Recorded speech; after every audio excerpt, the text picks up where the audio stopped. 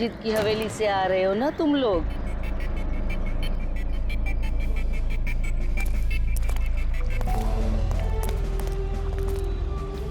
क्या कहा आपने? राय रंजीत के मकान से लौट रहे हो? आप कौन है? क्यों गए थे वहाँ?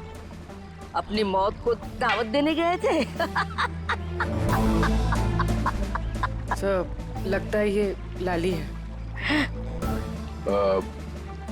आप लाली हो ना? हाँ, तुम्हें किसने बताया? तुम्हें राय रंजीत के जासूसों ने यहाँ भेजा है? हाँ, उन्होंने ही भेजा है ना यहाँ पे। कौन राय रंजीत? सांप था वो, सांप। उसने मेरी दादी को धोखा दिया, उन्हें अपने ही घर से धक्के मार के निकाल दिया। निकालो इसे बाहर।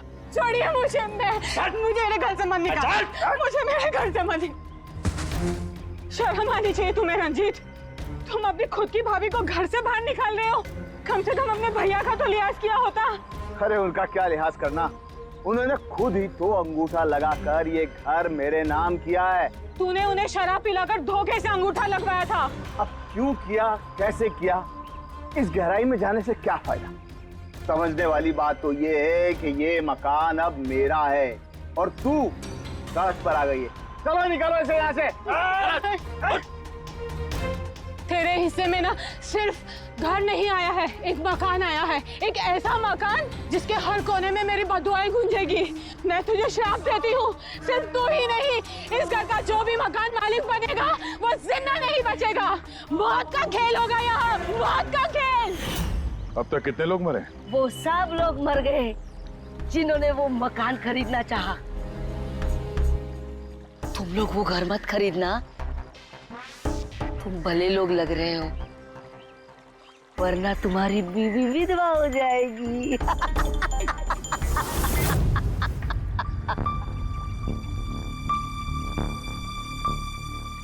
माँ जी, ये कुछ पैसे हैं, काम आएंगे। कहाँ है तू? तेरी कितनी हिम्मत, मेरे पुश्तैनी जायदाद पे नजर रखेगा तू? अगर हिम्मत है तो सामने आके दिखा। मेरे घर की तरफ बढ़ता हुआ तेरा हर एक कदम तुझे भारी पड़ेगा, भारी पड़ेगा।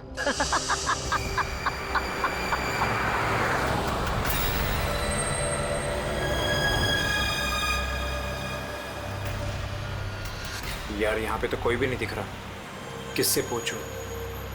इतना घना जंगल है, कोई साइन बोर्ड भी नहीं है यहाँ पे।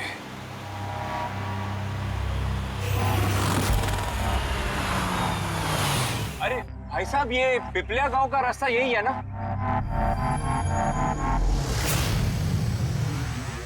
अरे सुनो ना भाई साहब, अरे बड़ा अजीब आदमी है।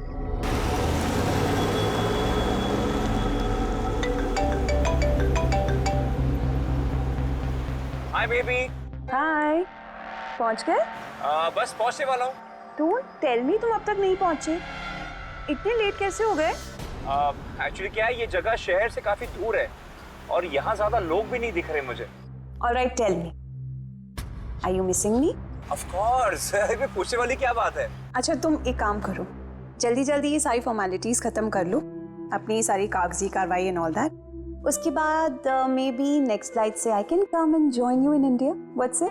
Great, that's good news.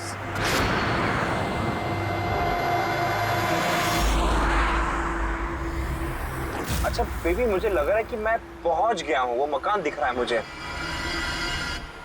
अरे ये गेट क्यों बंद है?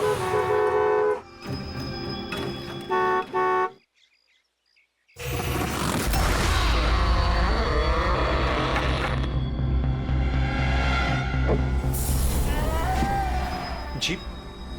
राय रंजीत के मकान में जा रहे हो? हाँ। मत जा, वो तेरी जिंदगी की सबसे बड़ी गलती होगी। मत जा। लेकिन आप कौन है? मैं तुम्हारी मौत, तुम्हारी मौत।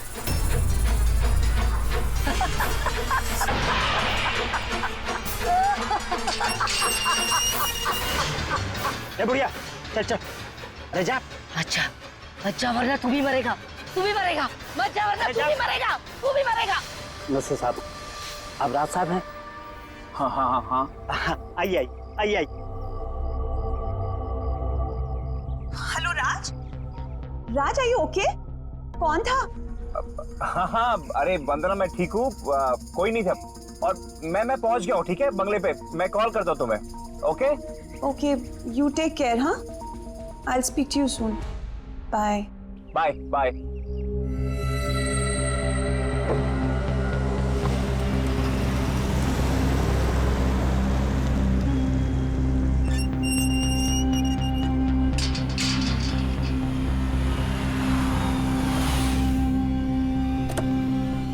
आइए साहब।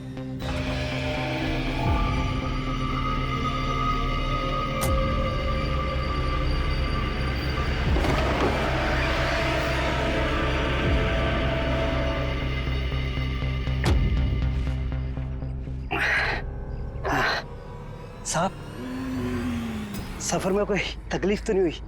नहीं, लेकिन वो औरत कौन थी? बुढ़िया औरत जो आपसे बात कर रही थी ना, लाली नाम है उसका। थोड़ी अजीब सी है। आपको उसकी बातों का बुरा तो नहीं लगा? नहीं, बुरा नहीं लगा मुझे, पर मुझे एक बात समझ में नहीं आई कि उस औरत ने मुझे यहाँ आने से मना क्यों किया। जाने दीजिए ना साहब उसकी बातों का। थोड़ी सी हिली हुई है, कुछ भी बकती रहती है। आप आइए, अंदर आइए।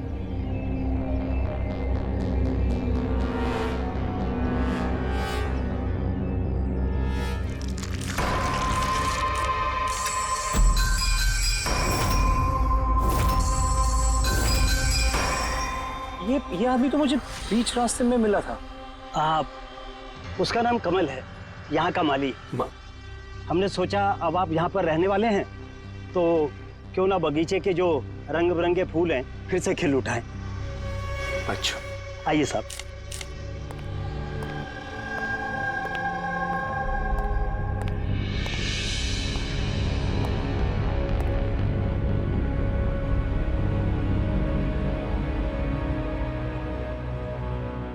अच्छा, एक बात बताइए जी। यहाँ कितने साल से काम कर रहे हैं आप? बस साहब ये समझ लीजिए कि मैंने बचपन में चलना यहीं से सीखा था, और अब इस घर से तभी जाऊंगा जब मेरी अर्थी उठेगी। साहब, अब ये घर आपका है, कहीं आप मुझे नौकरी से निकाल तो नहीं देंगे? अरे नहीं नहीं नहीं चाचा, ऐसे कैसे बात कर रहे हैं आप? ऐसी कोई बात नहीं, बिल्कुल बेफिक्र रहिए। और इसमें इतने बड़े घर की देखरेख आपके सिवा और कौन कर सकता है? हाँ? वाकई में आप बहुत नेक इंसान हैं। आइए।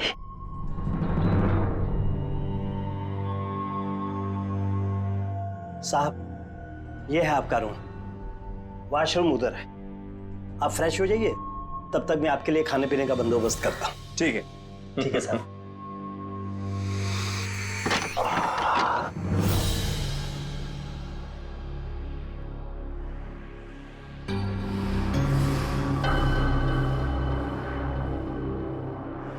चला जा, चला जा, चला जा, वरना तू भी मरेगा।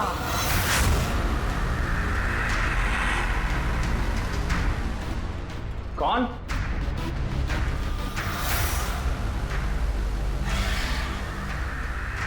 मैंने कहा ना, चला जा।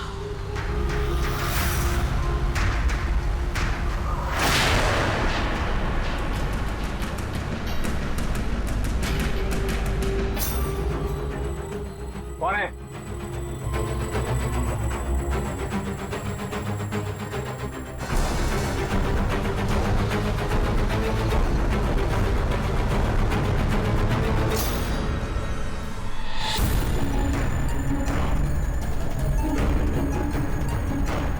जैसे बाकी लोग मरे हैं, वैसे तू भी मरेगा।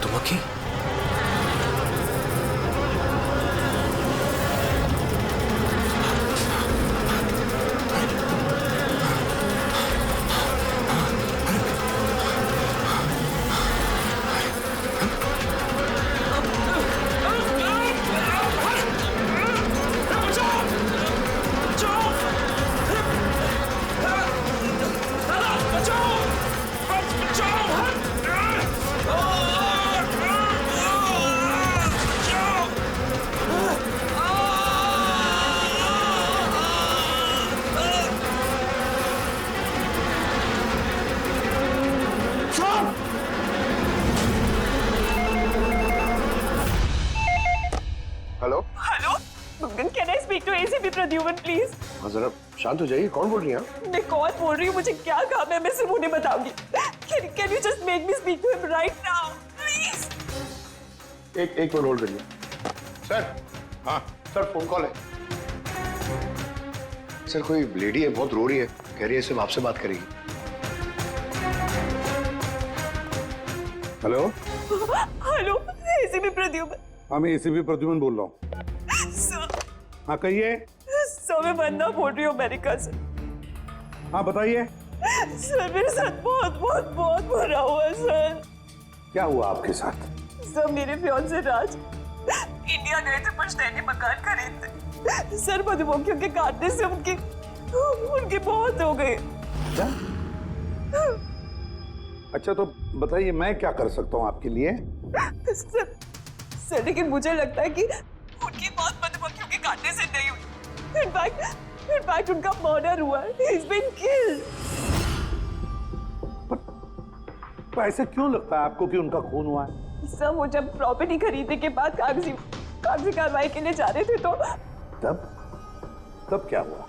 सर मैंने साफ साफ सुना था राज को कोई औरत धमका रही थी। कौन थी वो औरत? No sir, I have no clue. जरा एक बात बताइए, क्या आपके राज की यहाँ इंडिया में किसी के साथ कोई दुश्मनी थी, कोई झगड़ा वगड़ा हुआ था? नहीं सर, राज की किसी के साथ कोई एनिमिटी, कोई दुश्मनी नहीं थी। इनफैक्ट राज तो इंडिया में किसी को जानता ही नहीं था। तो फिर कौन कर सकता है ये? कौन जान ले सकता है राज की? क्या आपको किसी पर शक है? नहीं सर, कोई शक नहीं। सर राज तो एक नेक काम करने जा रहे थे। कैसा काम? He wanted to start an orphanage। सिर्फ एक अनाथ आश्रम खोलना चाहते थे वो। वाकई नेक काम है, लेकिन किससे खरीदने वाले थे मकान वो? सब मकान तो वो ऑलरेडी खरीद चुके थे गवर्नमेंट से नीलामी के बाद। वो सिर्फ इंडिया कागजी कार्रवाई के लिए गए थे। देखिए एक काम कीजिए, सारे के सारे डिटेल मुझे भेज दीजिए, मैं आपकी पूरी की पूरी मदद करूंगा, ठीक है? सर मैंने CID के बारे में बहुत सुना। सर मुझे भी जस्टिस मिलेगी ना? वंदना जी मैं आपसे वादा करता हूँ, आपको पूरा का पूरा इंसाफ दिलाएंगे हम, और जिसने भी आपके राज के साथ बुरा किया है उसे हम सजा दिलवाएंगे। वंदना, उसका मंगेतर राज अमेरिका से इंडिया आता है मकान खरीदने, अनाथ आश्रम चलाने, और राज की मौत होती है मधुमक्खी के काटने से। इंटरेस्टिंग।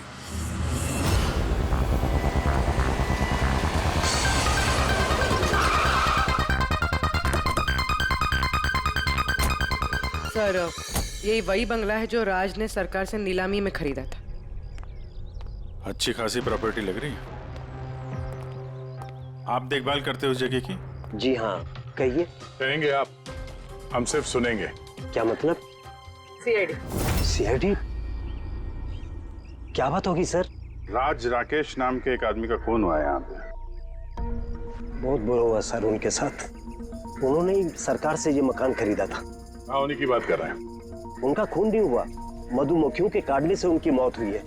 मैंने खुद अपनी आंखों से देखा था। नहीं देखा होगा आपने, लेकिन यहाँ इस बंगलों में आने से पहले किसी औरत ने उन्हें धमकी दी थी।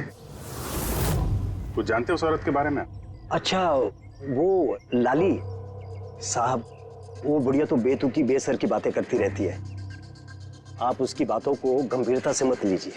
क्या गंभीरता से लेना और क्या नहीं वो हम तय कर लेंगे। आप ये बताइए कि वो लाली वो रहती कहाँ है? कहीं भी नहीं सर। कहीं भी नहीं मतलब? उस बेचारी का ना तो अपना कोई घर है और ना ही कोई अपना परिवार। बस दिन भर इधर उधर घूमती रहती है। नहीं, कहीं तो बैठती होगी, खाना वाना खाती होगी, कोई एक जगह होगी ना जहाँ पे वो रहती होगी ज्यादातर। हाँ, पास में एक तालाब है, अक्सर वहीं बैठी रहती है। अच्छा, दे क्या तुम इस लाली से मिल लो, तब तक इस मकान का चक्कर लगा लेता हूँ मैं। ठीक है, अब जरा वो जगह दिखाओ जहाँ पे खून हुआ था। आइए साहब। राज साहब यहाँ गिरे पड़े थे।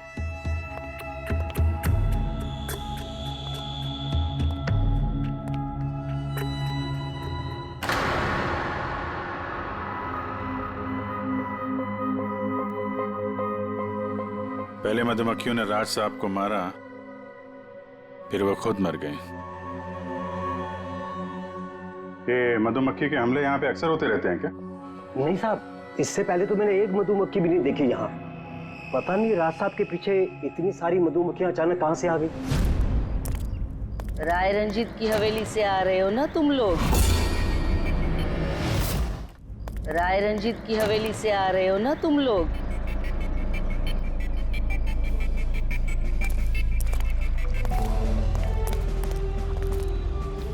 क्या कहा आपने? राय रंजीत के मकान से लौट रहे हो? आप कौन है? क्यों गए थे वहां? अपनी मौत को दावत देने गए थे? सर, लगता है ये लाली है। आप लाली हो ना? हाँ, तुम्हें किसने बताया? तुम्हें राय रंजीत के जासूसों ने यहाँ भेजा है? हाँ, उन्होंने ही भेजा है ना यहाँ पे। कौन राय रंजीत?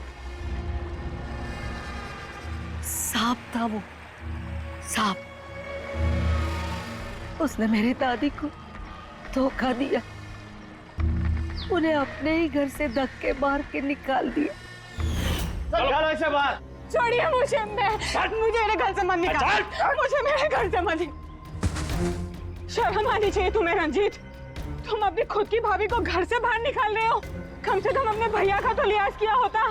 अरे उनका क्या लिहाज करना, उन्होंने खुद ही तो अंगूठा लगाकर ये घर मेरे नाम किया है। तूने उन्हें शराब पिलाकर धोखे से अंगूठा लगवाया था। अब क्यों किया, कैसे किया, इस गहराई में जाने से क्या फायदा।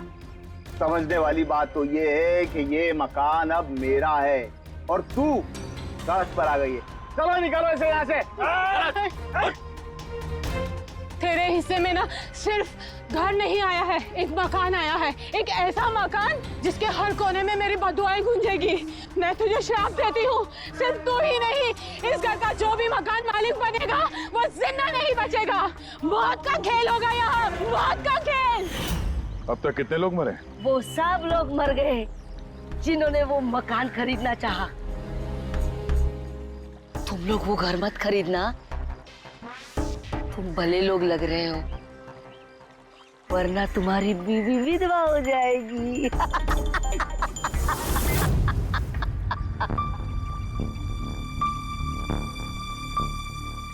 माँ जी, ये कुछ पैसे हैं, काम आएंगे।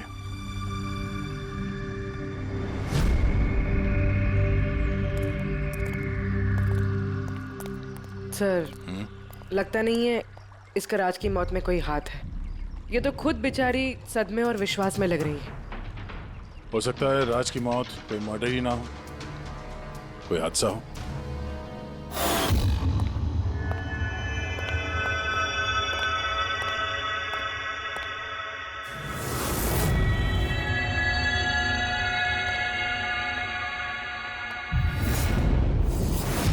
अरे ये कमरा खुला कैसे है?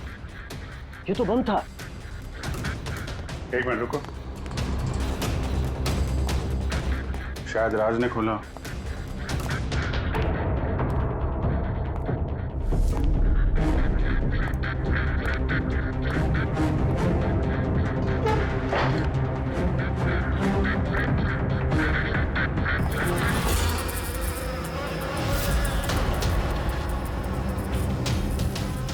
ये है तो छत्ता यहाँ पे।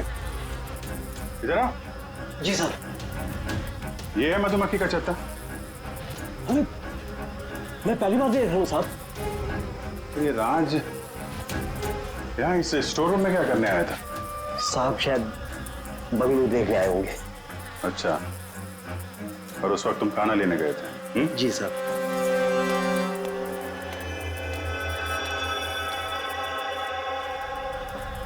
वो कौन है? वो कमल है साहब, यहाँ का माली। जब राज साहब की मौत हुई थी तो ये था यहाँ पे? जी हाँ था। कमल, इधर आओ, साहब बुला रहे। जी सर। कमल, जब राज साहब की मौत हुई थी तो यहाँ आसपास किसी अनजान आदमी को देखा था तुमने? कोई अजीब सी घटना हुई हो? नहीं साहब, तो ये छत्ता यहाँ पे है तो तुम्हें कुछ काम करने में परेशानी नहीं होती? मधुमक्खी ने काटा नहीं तुमको कभी? नहीं साहब, मधुमक्खी तो तब काटती ना जब यहाँ कोई छत्ता होता। पहले तो मैंने ये छत्ता यहाँ देखा ही नहीं साहब। क्या बात कर रहे हैं? हाँ साहब, मैंने आपसे पहले कहा ना कि इससे पहले इस घर में हमने एक मधुमक्खी भी नहीं देखी। कमाल है। फिर ये छत्ता आया कहाँ से? और मधुमक्खियों ने राज को ही क्यों काटा? ये तो कोई एक्सपर्ट ही बता सकता है। आसान के क्या पता चला राज की मौत के बारे में? मौत कैसे हुई? बॉस, इसकी मौत मधुमक्खियों की वजह से हुई है। यार तुझे पूरा यकीन है राज की मौत मधुमक्खियों की वजह से ही हुई है? हाँ बॉस, ये डॉक्टर ने जो रिपोर्ट बनाई है मैंने वो भी देख ली, इस राज का अच्छी तरह से चेकअप भी कर लिया। मुझे पूरा यकीन है राज की मौत मधुमक्खियों के डंक के जहर की वजह से ही हुई है। सर, बचपन में मुझे मधुमक्खी ने काटा था, मैं तो जिंदा हूं। हाँ सालूम के साहब, पंकज पे जहर का असर क्यों नहीं हुआ? अरे पंकज को मधुमक्खी ने काटा था, मधुमक्खियों ने नहीं काटा था। बॉस, अगर एक दो मधुमक्खी काटे तो बात समझ में आती है, लेकिन सैकड़ों मधुमक्खियां अगर हमला कर दे तो इट्स इम्पॉसिबल। मधुमक्खियों के डंक से? साळुंखे कहता है कि राज की मौत मधुमक्खियों के डंक से हुई है, मधुमक्खियों के जहर से। और राज की मंगेतर वंदना कहती है कि राज का खून हुआ है।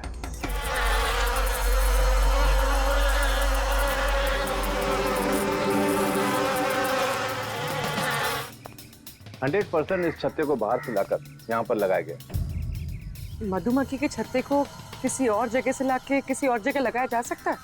इतना आसान है? इतना मुश्किल भी नहीं है। शहद के व्यापार के लिए अक्सर ऐसा किया जाता है। आप बता सकते हैं कितने दिन पहले इस छत्ते को यहाँ पे लगाया गया? ज्यादा दिन नहीं, लगभग 2-3 दिन।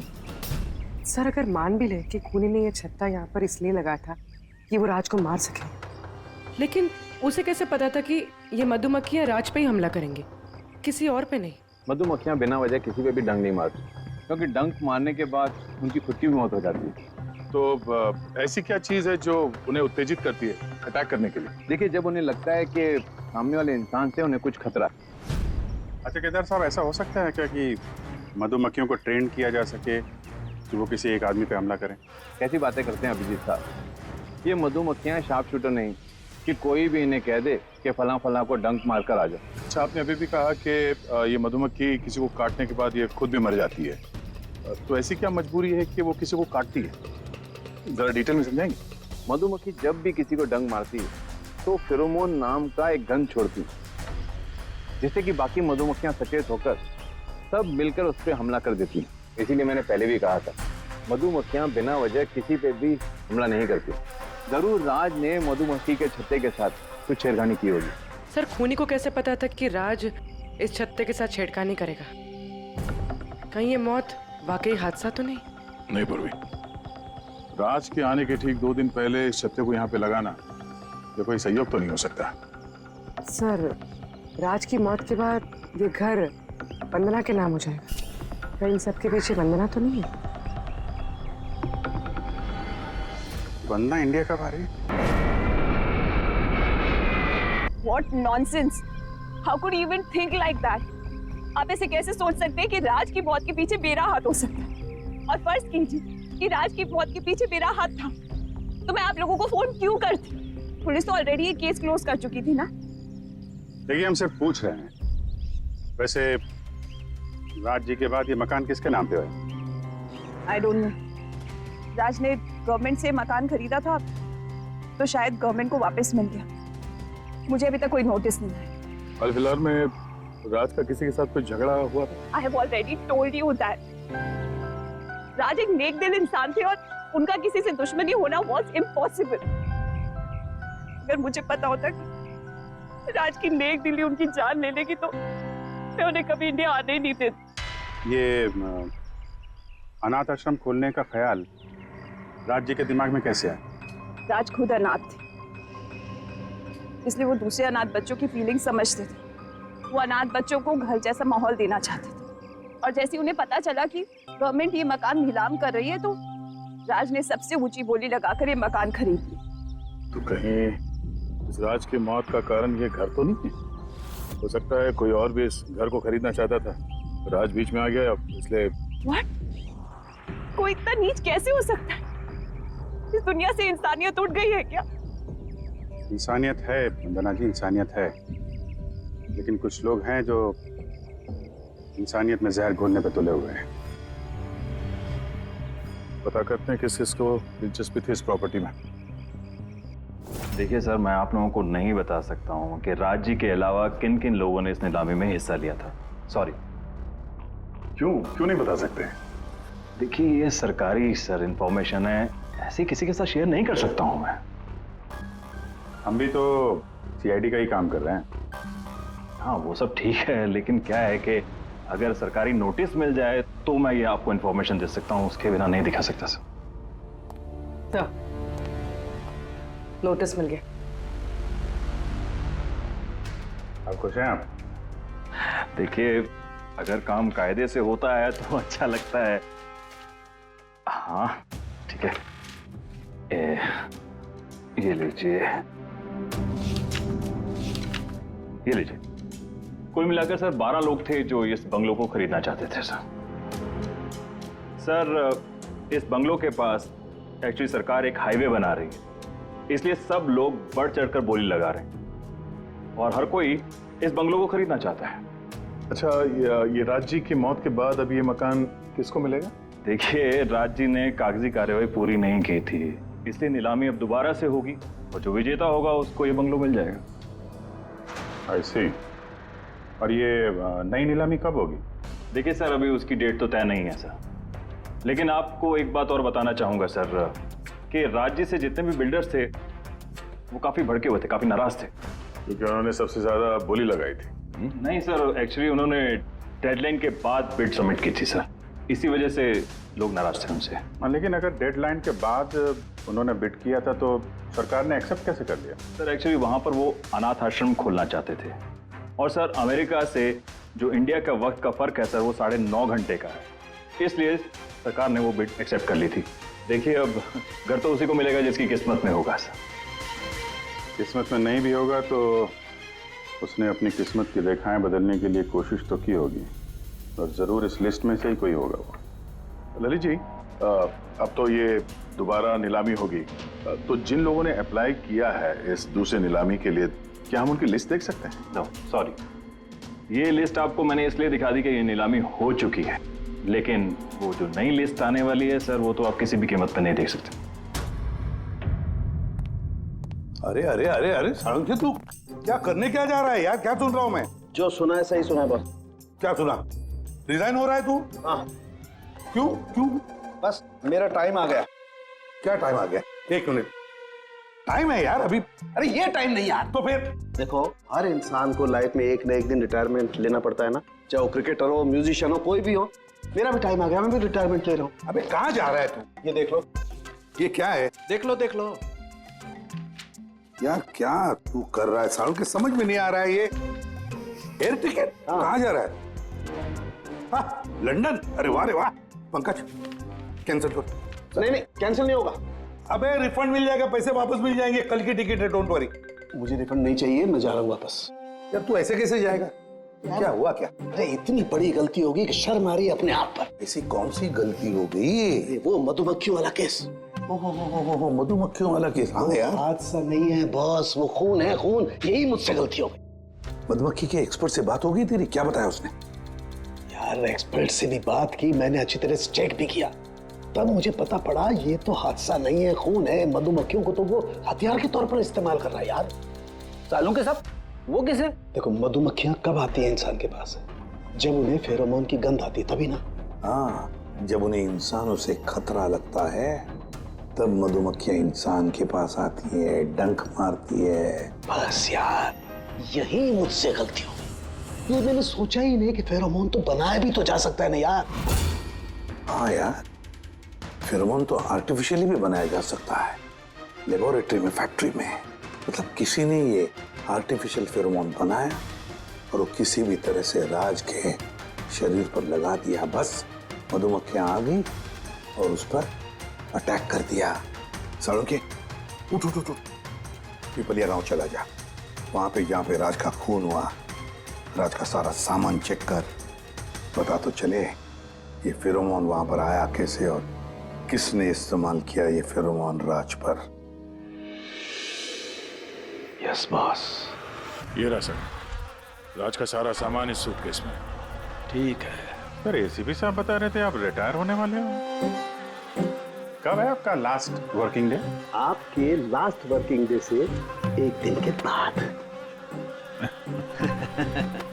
मतलब नहीं हो रहा है। अच्छा दया, एक काम करो, मैं बाहर जाता हूँ और तुम जो है ना एक एक करके सामान मुझे बाहर पकड़ाओ, तो पता करते हैं कि कौन से सामान में फेरोमोन है। ठीक है सर? ये पकड़ेंगे आप, जरा रख लीजिए थोड़ी देर के लिए। दिखेगा ना बाहर? दिखेगा। मधुमक्खी है इसके लिए कह रहा था। अभिजीत हो तुम। हाँ। ये पूर्वी है। हाँ। ये दया। अरे दिख रहा है सर। चलिए चलिए चलिए, संभाल के सर, संभाल के। हाँ। चलिए सर।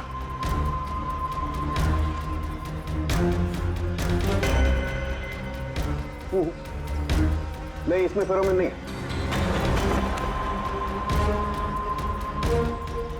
अरे सर संभल के। अरे कुछ नहीं, जिसमें फेरोमोन होता है उसी पर अटैक करती है।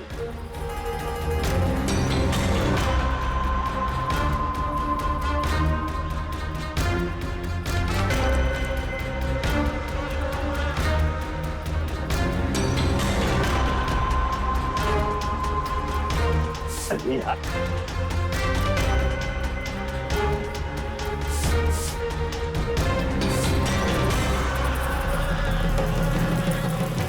हरकत हुई, देखो देखो अटैकिंग मूड में आई है ये मधुमक्खी, देखो। सर, किसी ने राज के परफ्यूम में फेरोमोन मिलाया। अरे यार, ये मधुमक्खी ने मुझे काटा ना। सर आप निकलो यहाँ से। अरे यार, अरे पानी में जाओ, पानी में। पानी किधर है? अरे सामने उस तरफ सर। अरे उधर कुआं है सर, जाओ ना। कुएं में घुस जाओ। अरे सर निकलो यहाँ से, जाइए सर।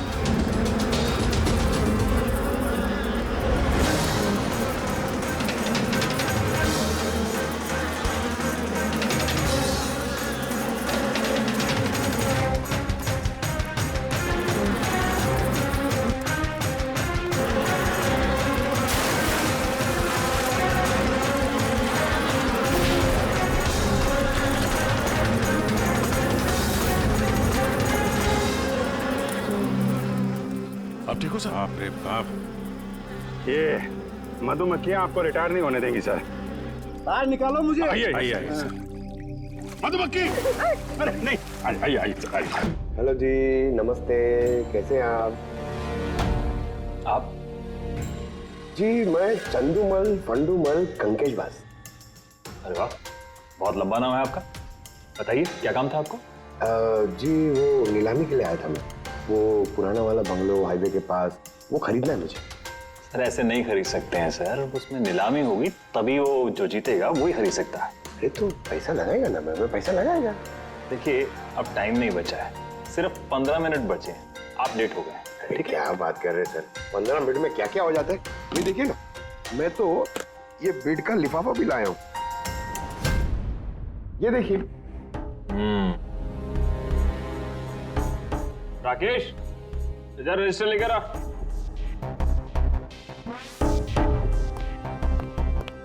साहब को दो, एंट्री कीजिए सब।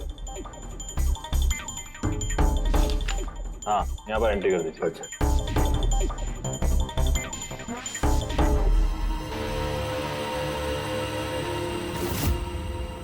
यहाँ साइन कर दीजिए लास्ट को। Good, like. अच्छा, वेरी गुड, ये तो अच्छा हो गया सर। वो बंगले का चाबी। और मजाक कर रहे हैं? अरे चाबी ऐसे थोड़ा ना मिलता है। अरे भाई बोली लगेगी, नीलामी होगी, उसके बाद जो जीतेगा उसको मिलेगा। भाई क्या बात कर रहे हैं आप?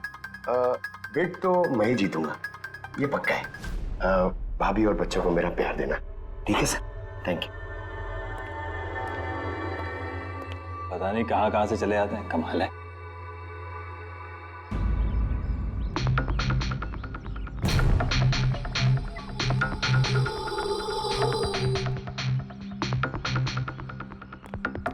क्या भाई साहब काम हुआ?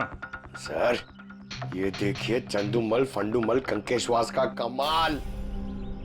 उठ जाओ पंकज, 12 में से 2 लोग हैं जिन्होंने दोबारा बोली लगाई है इस मकान को खरीदने के लिए। हेमंत और रोशन, मतलब खूनी इन्हीं दो में से कोई हो सकता है।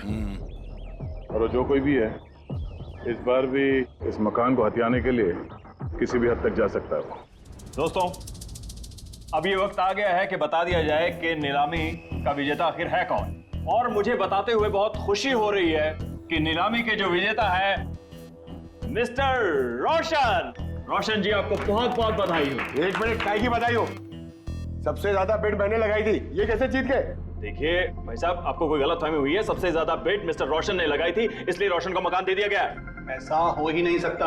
मैंने बहुत ऊंची बोली लगाई थी, ये बेट मुझे मिलनी चाहिए थी। आप ऐसे ही बात कर रहे हैं सर। मैंने तीनों लिफाफे चेक किए हैं और चेक करने के बाद मिस्टर रोशन की कीमत सबसे ज्यादा थी, इसलिए मिस्टर रोशन को मकान दे दिया गया है। प्लीज कम ऑन यार, अब हार गए हो तो बच्चों की तरह रो मत। बिजनेस है, ऊंच नीच होती रहती है। बिजनेस में बेईमानी नहीं चलेगी। ये दिखाइए, आप पहले वो लिफाफे दिखाइए, मुझे अभी देखना है किसने कितने बीट करी है। दिखाइए दिखाइए दिखाइए, लाइए। मुझे भी चेक। नहीं नहीं नहीं, ये नहीं दिखा सकते, ये नियम के खिलाफ है। चीटिंग करना भी नियम के खिलाफ है। मैंने 7 करोड़ की बीट करी है। 4 करोड़। इनके अभी हेड ऑफिस से फोन आएगा और बोलेंगे कि मैंने सिर्फ 3 करोड़ लगाए। कोई फोन नहीं 4 करोड़ कम। आपके कहने से फोन आएगा। चलो उठाओ, फोन उठाओ तुम्हारा भी। ये मुझे क्या करना है क्या नहीं करना है, ये आप मुझे नहीं बताएंगे। आप ललित जी, आप तो बड़े कायदे कानून की बातें किया करते थे और फोन भी नहीं उठा रहे हैं। भाई ये तो बहुत गलत बात है। आप ब्यूरो चलिए हमारे साथ।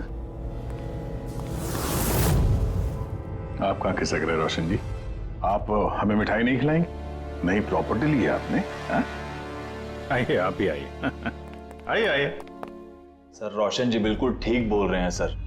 सर रोशन जी का इससे कुछ लेना देना नहीं है। जो भी फ्रॉड हुआ है सर मैंने किया है। ये रोशन का जुर्म अपने सिर पर क्यों ले रहे हो? अच्छा खासा पैसा दिया है क्या रोशन ने तुम्हें? और एक बात याद रख लो, ये पैसा खर्च करने को नहीं मिलेगा, क्योंकि तुरंत फांसी होगी तुम्हें। सर इतनी सी बेईमानी के लिए फांसी चढ़ा देंगे? नहीं नहीं नहीं, बेईमानी के लिए नहीं, खून के लिए। खून के लिए फांसी होगी। खून? किसका खून सर? राज राकेश का खून, जिसने पिछली नीलामी में वो प्रॉपर्टी खरीदी थी। सर लेकिन मैंने किसी को नहीं मारा सर। सर मैंने नहीं मारा है सर किसी को। पता है, इस रोशन ने मारा है। तो इसकी पोल खोल दो, वरना इसके पाप का मटका तुम्हारे सिर पे फूट जाएगा। सर ये क्या कह रहे हैं सर आप? मैं भला राज को क्यों मारूंगा सर? इस प्रॉपर्टी के लिए, और किस लिए? क्या कह रहे हैं आप सर? सर मैं मानता हूं कि मैं ललित के साथ मिलकर नीलामी में छोटी मोटी हेरा फेरी करता था, पर सर एक प्रॉपर्टी के लिए किसी का मर्डर थोड़ी कर दूंगा मैं। तो मतलब तुम्हारे कहने का मतलब है तुमने ये खून नहीं किया? नहीं सर। चल ठीक है, पूर्वी जरा वो परफ्यूम लाना।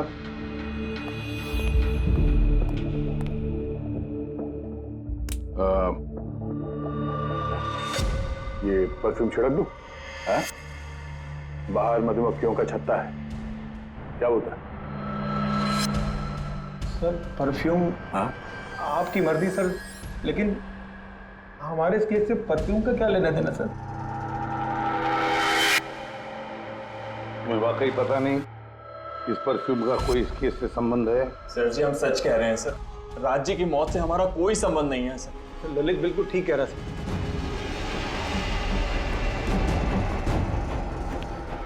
अगर ये खून रोशन ने नहीं किया है तो फिर बचता है वही एक। इन कागज से साबित होता है कि तुम राय रंजीत के पोते हो।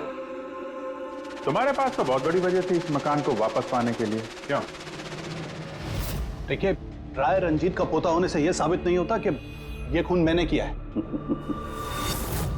हेमंत जी, खूनी कभी कभी अपने जुर्म के सबूत अपने साथ लेकर चलता है, जैसे तुम। मैं समझा नहीं। मैं समझाता हूं। ये रहे सबूत। कमाल है सालू के साहब, सेफ्टी सूट पहनने के बावजूद भी आप दोनों को मधुमक्खियों ने काटा। हाँ, कभी कभी सेफ्टी सूट पहनने के बाद भी मधुमक्खियां डंक मार सकती हैं, और फिर मधुमक्खी के छत्ते को इधर से उधर ले जाने में तो और भी ज्यादा अटैक हो सकता है, नहीं? जी देखिए, वो दरअसल बहुत हो गया हेमंत, तुम्हारी बेगुनाही का और भी कोई सबूत चाहिए? जी नहीं, मैंने ये सब किया था। जब राज बंगले में घुसा तब मैं वहीं था। और मौका देखकर मैं बंगले में घुस गया था। मैंने परफ्यूम की बोतल के अंदर फेरेमोन मिला दिया। उसके बाद राज को आवाज से डिस्ट्रैक्ट किया, मधुमक्खी के छत्ते तक लेकर गया और उसके बाद का काम मधुमक्खियों ने कर दिया था। मुझे मेरा पुश्तैनी मकान वापस चाहिए था। वाह रे वाह, अपने पुश्तैनी मकान के लिए तुमने एक नेक इंसान का खून कर दिया। कानून तुम्हें कभी माफ नहीं करेगा। तुम्हें कम से कम आजीवन कारावास की सजा होगी। ले जाओ इसे पंकज।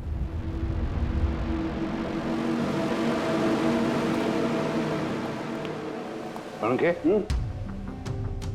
केस खत्म, रिटायर हो सकता है तू। मुझे रिटायर होना ही नहीं है। कल तक तो बोल रहा था रिटायर करो। वो कल की बात थी। भगवान, मतलब पीछा तो नहीं छूटने वाला इस आदमी से अपना। हाँ, पीछा नहीं छूटने वाला है किसी का, किसी से नहीं। मुझे तुम्हारे बिना चैन नहीं और तुम्हें मेरे बिना चैन नहीं। ये लीजिए, सरकार ने बंगलो अब राज से आपके नाम करने का निर्णय लिया है। उम्मीद है कि अब आप मिस्टर राज के अनाथ आश्रम खोलने का सपना पूरा कर पाएंगे।